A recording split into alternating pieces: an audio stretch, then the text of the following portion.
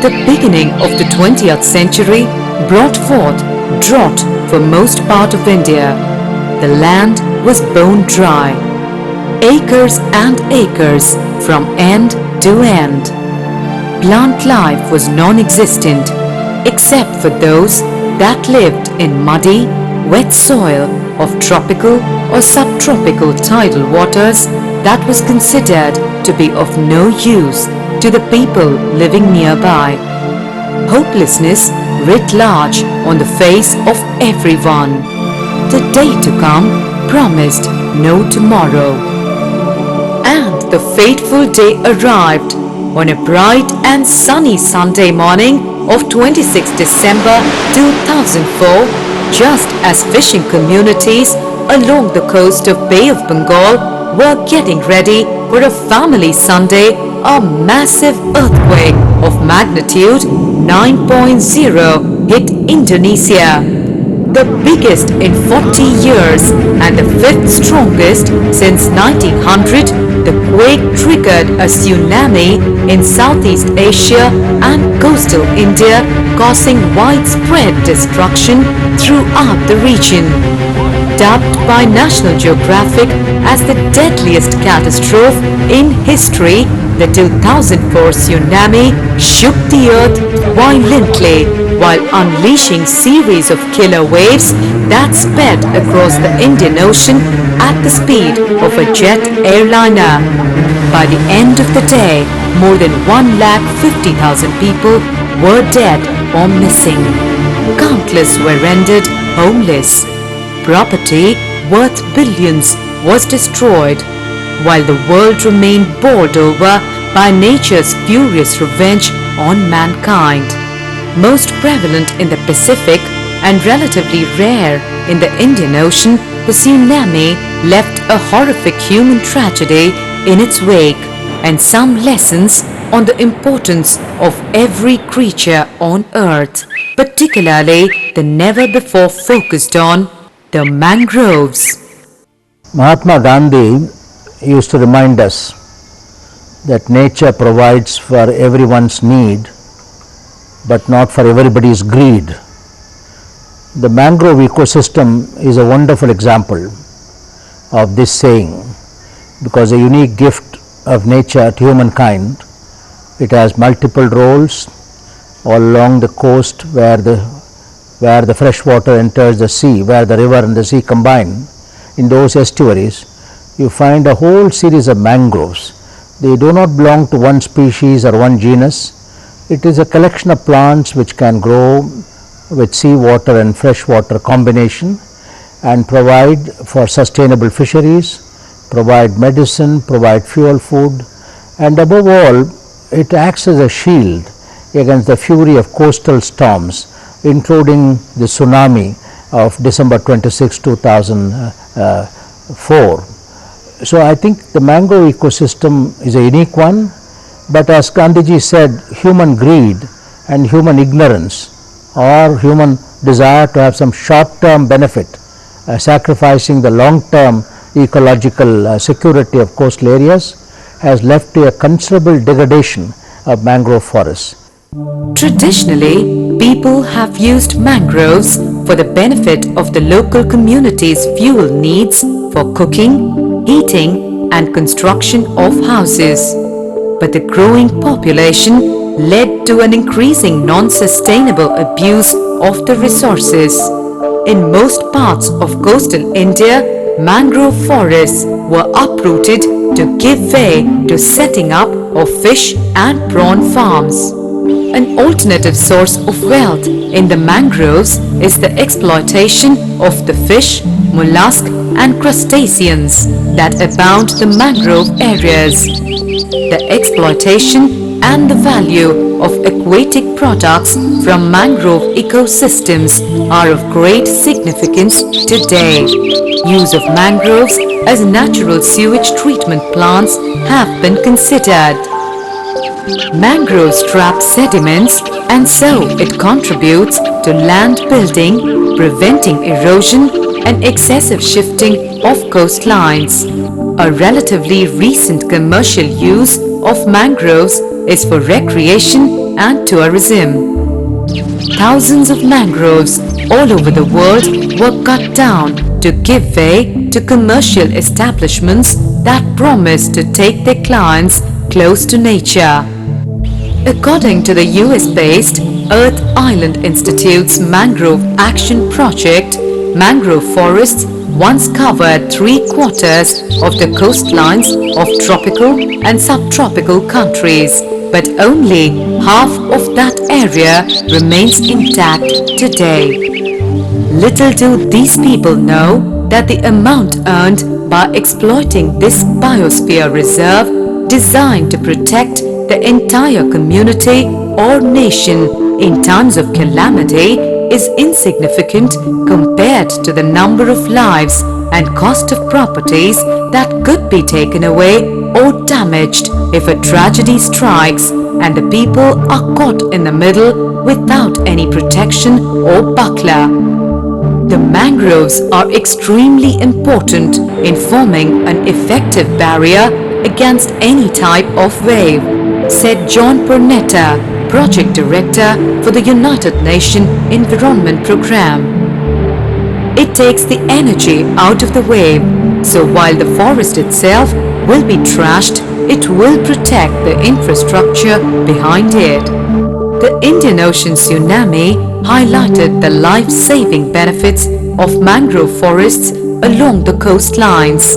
When the tsunami struck India's southern state of Tamil Nadu, areas in Pichavaram and Muthupet with dense mangroves suffered fewer human casualties and less damage to property compared to areas without mangroves.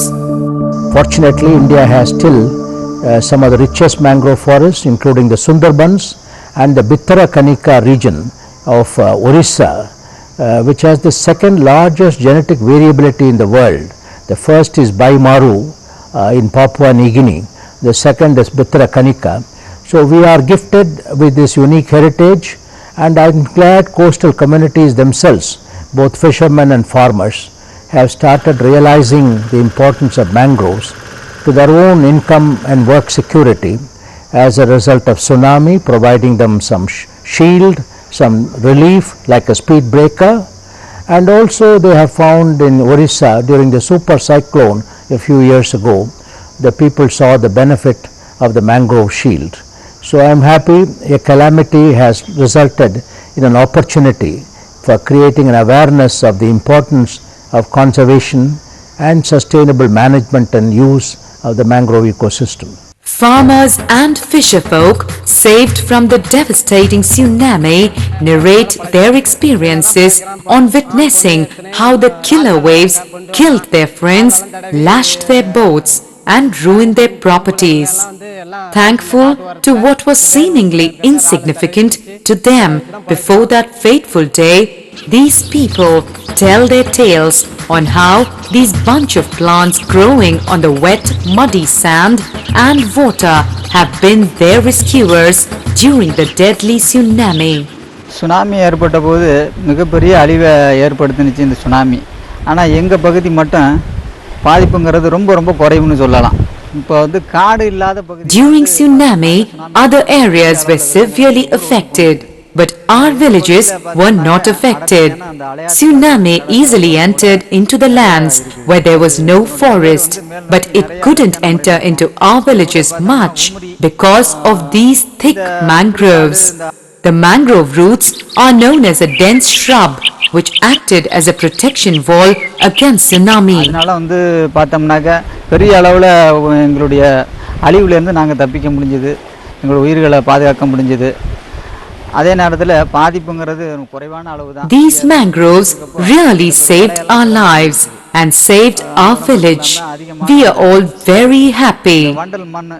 Now people have realized the importance of these mangroves and started planting and growing the mangrove saplings in our village and in this area.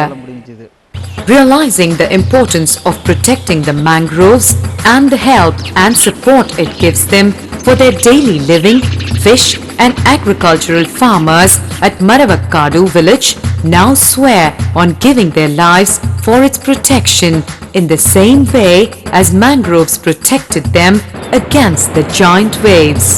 இந்த காடு வளர்ந்தா தான் நாடு வளருங்கிற விவரமெல்லாம் எங்களுக்கு புரிஞ்சு போச்சு. அது புரிஞ்சதுக்கு பிறகு Healthy forest is a good sign of a healthy country. We learned the importance of these mangroves. Now we are planting and protecting the mangroves for our future protection. Here, both men and women are involved in doing fishing activities in the mangrove areas, and we have reduced poverty considerably. We are engaged in fishing for 8 months of the year, while we engage ourselves in agricultural activities for the remaining 4 months. Mangroves protected the village from tsunami and cyclones. During the meetings, we learnt the significance of the mangroves. During tsunami, lakhs and lakhs of people died in the nearby villages, but not even one casualty happened in our village because of the mangroves. Now that we have realized the importance of mangroves, our goal is to preserve the existing ones and plant more, for we know that as it grows, our lives and the lives of our future generations would be safe.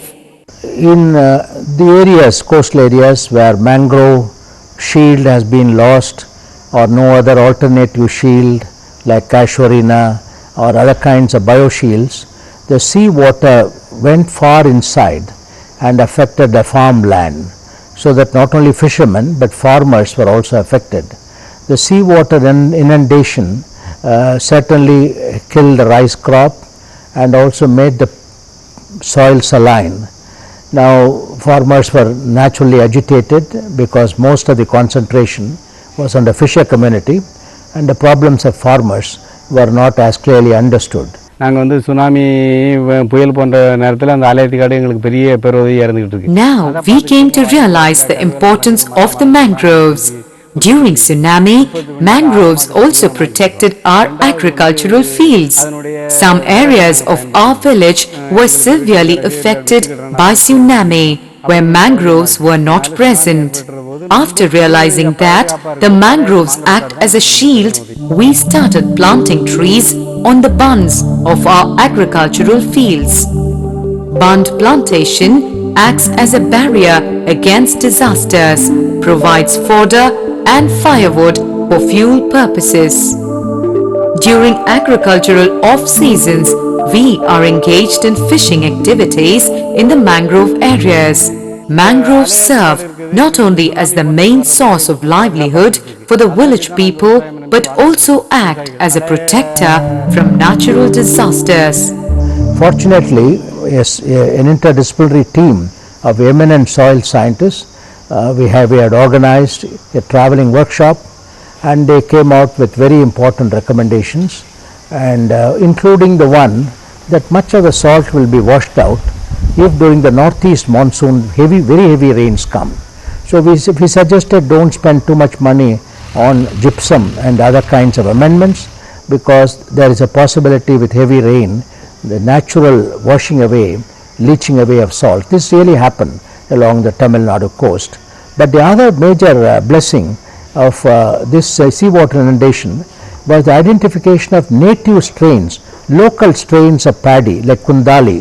They all showed great deal of resistance to salinity tolerance. So there was a germplasm, genetic resistance, and those varieties, land races, have been now identified. They are being used in breeding as source of genetic resistance to salts. So I think farmers today have become wiser on both soil management, the crop management, and the choice of varieties which are much more salinity tolerant. The fact that the devastating tsunami affected not only the fishing communities but the farming communities as well, renowned scientists like Dr. M.S. Swaminathan have plotted possible ways and means that would safeguard the interest of these people in the future. In an article I wrote 3 weeks after the tsunami, entitled Beyond Tsunami, a roadmap for action, I suggested a three-pronged strategy. One is to look at an integrated coastal systems management, the sea and the water. For the kind of planning, look at both sea surface and the land surface in an integrated way. Secondly, develop bioshields all along the coast. It may be mangrove, it may be other kinds of non-mangrove bioshield, including casuarina, something which will serve as a speed breaker and which at the same time has some benefit to the community.